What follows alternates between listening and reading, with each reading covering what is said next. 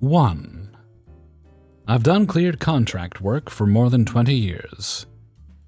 One downside of cleared work is that there's no sneaking in late or out early as everything is logged. A few years ago, I discovered that one upside is also that everything is logged. I was hired onto a 5-year contract, and for the first 4, everything was fine. I rode the train to work, did my required 40 hours, went home, and had no problems. Into year 5, the same thing happens that always happens in contracts. People start to leave. This is not unusual, as the end of a contract holds some uncertainty, so people will find another new contract to move on to, so they don't have to worry about it. Unfortunately, the immediate effect is that the workload shifts to the people that stay and things start to slip. Why not hire more people? Nobody wants to come onto a contract that's in its last year. Well, on this contract, I stayed because I liked the customer and intended to ride out the final year shenanigans. Things started to fall behind. We're down from 15 engineers to 5, and the customer complained that the company was not meeting their contractual obligation. What did the company do to fix this? Offer hiring bonuses, pay overtime? Make lucrative offers for people to stay? Nay. They call it in their ball-busting everybody is inherently lazy boomer project manager to handle things. From day 1, Boomer Manager tells everyone that our lack of progress by 5 people on more than 100 active projects is simply a time management issue, and he threatens to pull the door logs to see who is actually at work for 8 hours a day. I figured he was bluffing, and I didn't worry because, having been on the train's schedule for 4 years, I knew that every day I was in the building from 7 to 4, except for occasionally walking down the street to grab lunch.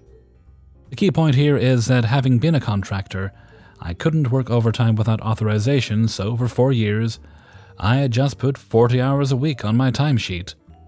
You may see where this is going.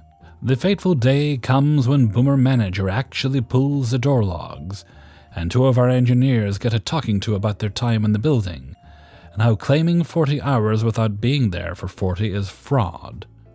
I was upset by this, because everybody that was left was working very hard, and the 2 guys he confronted had been working on CUP projects at our offsite location for years, so unless he pulled those logs as well, he didn't, they would be short, so what did I do? I stopped by BM's office and asked what the door totals were. He said I was fine and not to worry about it. I told him I just wanted to be sure my time in matched my timesheet, as I didn't want to get caught in timesheet fraud. Again, he said not to worry about it, so I headed down the street to my buddy Tony in security, and he pulled my logs for me. Next week, I walked in BM's office, closed the door, and I told him I had a problem. I had pulled my door logs, and after the last 4 years, I had averaged almost 44 hours a week in the office, but had only ever charged 40. I had almost 800 hours of unreported labor, and didn't know what to do about that. He told me not to worry about it, it wasn't a big deal. Next step, I contacted our company rep and explained the situation to her. She did not think it was a big deal. In the end, I signed an NDA, and Boomer Manager got removed from his role. I bought our whole team beers and lunch, and a memo went out to the team, telling us specifically to charge what we worked, even if it had some overtime. My pay rate was about $60 an hour, putting this shortage just shy of $50,000.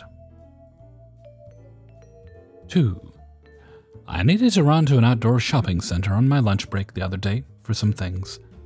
A couple years ago, an In-N-Out was put in, which was a big deal here, and the lines were of course insane. Even now they will spill out onto the streets.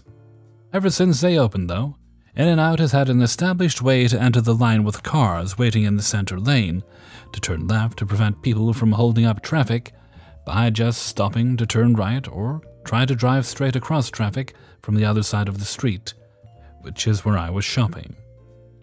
As I'm getting in my car, I see an unusually long line down at the stop sign.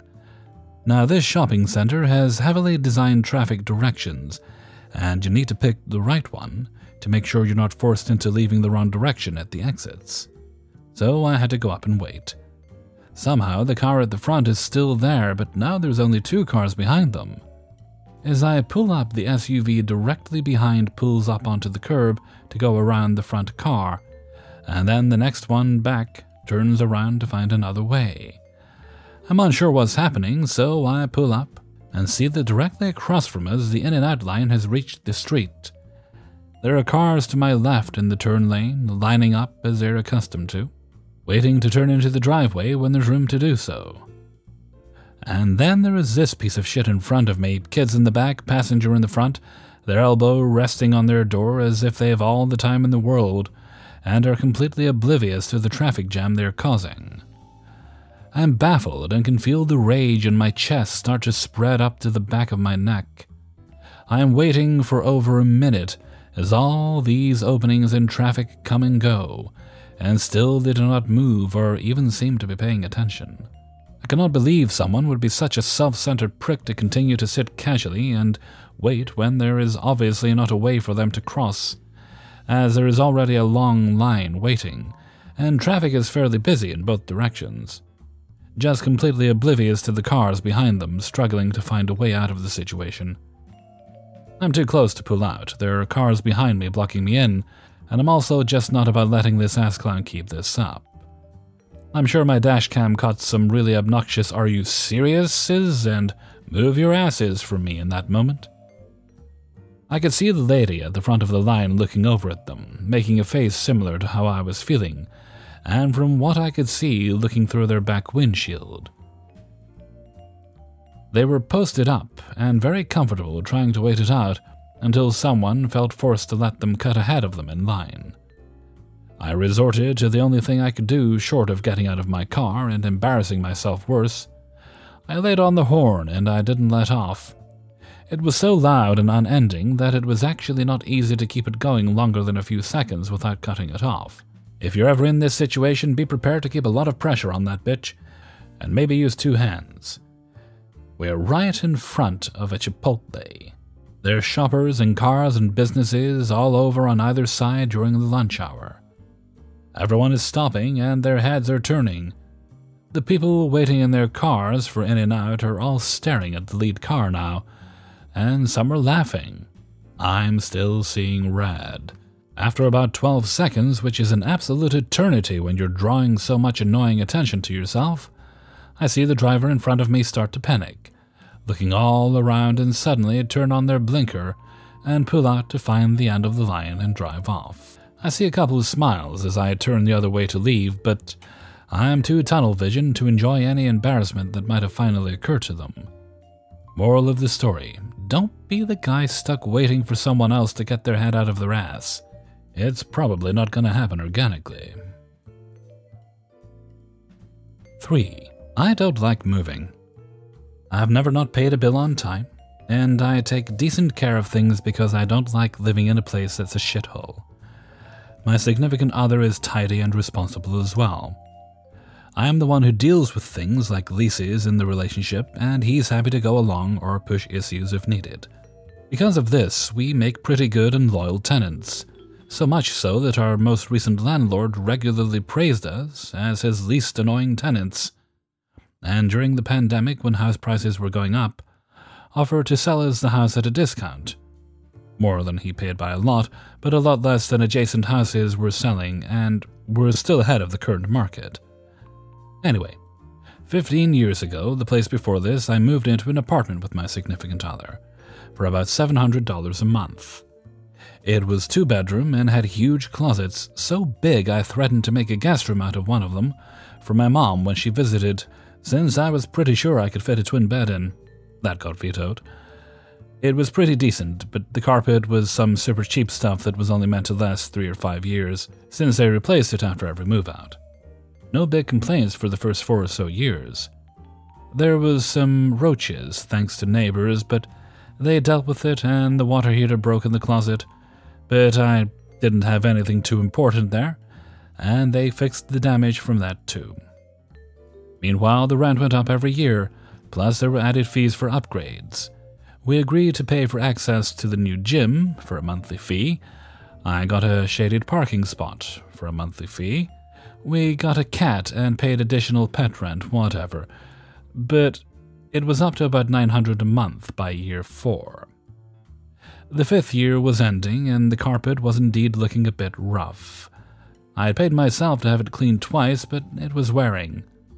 So, when it came time to renew the lease, I mentioned it, and they said they'd look into replacing it for me, so I signed. I did remind them a few times that year, and so did my significant other. He got them to give us another carpet cleaning for free, but no action. End of year 6. This time I say we need them to replace the carpet, and that I'll move the furniture for each room as they're ready. They verbally agree, and I sign. No action. I remind them that they tell me they can't do one room at a time. They can only do it all at once, and I'll have to move out all my furniture. They can rent us another apartment in the building that's for short-term lease for a couple of weeks for like $500. What? I know that's a lie, that they can't do one room at a time. Not only does that not make sense, but remember when the water heater broke? It ruined the carpet in the closet, and mold grew since it took about 2 days to notice. They had come in and replaced the carpet, only in that closet. Plus, they had verbally agreed. Got another carpet cleaning. End of year 7, new management. I told them about the prior years, and they made lots of understanding noises and said of course they could replace the carpet, given it had been so long compared to the other units. It was near a military base. Most tenants stayed just a year or two. I wrote that on the contract, which they didn't like, but we all signed for another year. Rent is now $1,100. So, a month later, I remind them. Somehow I get the same story as the old management had, that sure they can do it, and will honor what was on the agreement that I wrote, but only if they do it all at once rather than room by room. And we move out all the furniture for a week or two. What? This time I don't even get an offer to rent a second apartment to temp move into. I have no idea where they thought we'd magically store furniture and ourselves for a week. Try again later that year, same answer. I warned them if we have to move all our furniture out to get a new carpet, we won't be moving back in. Nearing the end of year 7, the lease renews in February. Renewal due in January. December, my significant other starts looking at houses for rent, and we start checking them out on the weekends, because why not? We find a nice 4-bedroom for only $11.50 a month. $50 over my current place for close to 2 times the space. And spent a few weeks moving in, and guess what? It has a brand new high-quality carpet. The last day to renew our lease or give move-out notice comes. We give notice. We and the cat are already sleeping at the new place. Immediately, I get asked why we're leaving and what they can do to make us stay. I bring up that we've been here for 8 years, and the last 3 we were promised new carpet, and ended up being told that I could only have it if we moved all the furniture out at once. They had the gall to claim that they were under new management, again, and hated to lose a good tenant that was one of their longest. They'd knock some fees off the rent and would absolutely replace the carpet, sure. Pretty sure they'd have to do all that and a lot more to get a new tenant in. I told them we'd already moved most of the furniture out, would finish by the end of the month, and they could do the carpet whenever they like because I no longer cared. They gave me an offer in writing a week later that included 2 months free on the next lease. But we were already very much enjoying our new place and happily locked into a lease there. As promised, if we had to move all the furniture somewhere else to get new carpet, we would not be moving it back. I only wish I'd made and kept that threat sooner. 4. So I work as a project manager for a small social business. We assist vulnerable people to obtain items they need. There is a large organization, and we use one of their small trading arms to purchase and deliver items to the vulnerable people we work with. We receive invoices from their large corporate finance department for payment. As project manager, part of my role includes checking all these invoices, making sure they match the order we sent out, setting up the schedule so that our finance officer can make the payments, you can guarantee in a batch of invoices there will be multiple mistakes, and I have to send them back to be corrected. I keep meticulous notes, and I know what has been paid and hasn't and why. This week, I received an email with a zip file attached with 80 invoices inside, and a rather abrupt email stating, "These invoices have not been paid. Make payment within 7 days and forward remittance advice to avoid further action." Well, that pissed me off for starters. There was absolutely no way we had not paid 80 invoices. So, doing my due diligence, I checked every single one just to be sure we hadn't missed any of them. It took me all afternoon, which annoyed me even more, because I had other work to do. This was obviously due to them not doing data input and proper checks they needed to at their end. Out of 80 invoices, not one single one had been unpaid, due to any issue on our end. I could have been nice and helpful. I could have pulled off just the information they required. But instead I chose PettyRevenge. I asked my finance officer to pull off remittances for all invoices from them since April 1st, 2022. Talking a 600-plus list, bear in mind it doesn't just list invoice number order. Dear Corporate, please be advised of the 80 invoices you have demanded payment for. 59 have been received and already paid. 5 are not invoices intended for our company. 11 are ones we have returned for corrections and not received back. Please check previous emails. 5 are duplicates which have been paid under different invoice numbers. Please ensure all relevant checks are completed before contacting us in future. We are a small organization and do not have the capacity to investigate invoices we have received, processed, and paid correctly. I attached the 600-plus list of remittances on a PDF, so they couldn't copy and sort, and sent the email. Now, I could have been nice and could have sent them the document I worked on, telling them specifically which invoices had been paid, and which ones had been returned for corrections, and which ones were not ours. But they don't pay me, and I'm not doing their work for them. The pleasure I got from knowing they would have to actually do the same, if not more work than I had done, searching through the zip file and remittance list, finding the 80 invoices, checking emails, checking for duplicates. Well, it was immense and very petty of me. 5. Mom signed for a small payday loan for $35. Dad was supposed to get paid the following Friday. From Monday after she got the loan until Friday, the loan company called her 3 or 4 times a day. This was before the law was changed to when companies can only call once a day. She kept telling them that Dad got paid on Friday, and she would be in first thing Friday morning. She told them this every time they called. My mom was only 5'2" tall, but she was like a bottle of nitro. No one had the nerve to get her mad. Well, the loan company made her mad. Friday morning, she called in sick to school and kept us off for the day. As soon as she picked up Dad's check, she stopped at the bank and got $35 in pennies. She brought 2 paper shopping bags with her. As soon as she got the wrapped penny, she put my 2 younger brothers and sister and me to work. We unwrapped all the pennies, dumped them into the paper bags. We thought it was great fun. When all the pennies were in the bags, she took us to school, and then she headed to the loan company. She told us later what happened. She took the bags in and set them up on the counter. One of the workers came over to take the payment, and Mom pointed to the 2 sacks. At first, the worker didn't know why my mom was showing her groceries. He kept calling me to come in to pay the bill, and I came in to make the payment, Mom said. She then pushed the sacks off the counter, scattering the pennies, then turned and walked out. "Wait a minute," the worker said. "You have to come in and help us." Mom pointed to a sign on a small gate between the public area that read, "Authorized personnel only, no public restrooms." "Don't ever call me in to renew that. In fact, lose my number. You got your last penny from me." She left and never went back. Hey everybody, Hellraiser here, and thank you very much for listening to Revenge is Ice Cream, episode 223. And thank you very much to everybody who allowed me to use their stories in this video. Please give that like button a boop before you go. It greatly helps the channel out. Thank you kindly. Alright, let's see. I don't think there's any... No. So let's move right along to Hellfreezer's question of the day. And today's question is... When you find yourself in a bad mood, what makes you feel better?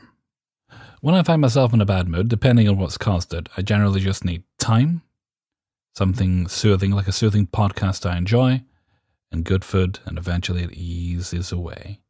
But everyone's got different coping techniques, and if you don't mind sharing, I'd love to hear yours.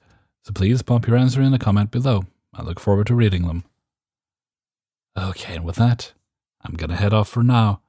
So until next time, thank you very much for listening, and take very good care of yourself.